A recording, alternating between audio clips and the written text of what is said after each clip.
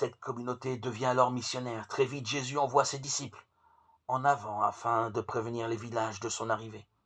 Guérissez les malades et dites-leur que le royaume de Dieu est proche.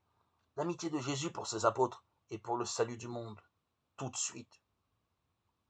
Cette communauté est structurée. Elle comporte un appel, une réponse, une amitié qui grandit à travers heurts et malheurs, comme toute amitié humaine.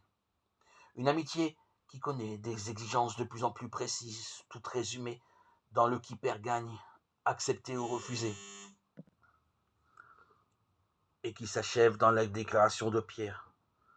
Tu sais tout, tu sais bien que je t'aime.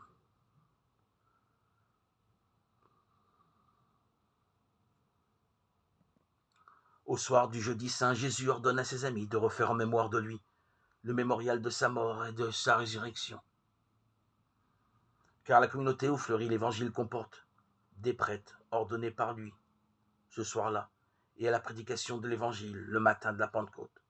Les évangiles ne sont donc pas des récits anecdotiques de la vie d'un personnage extraordinaire, mais la sainte tradition de ceux qui l'a séduit et qui s'engagent à vivre comme lui, afin de vivre avec lui pour toujours.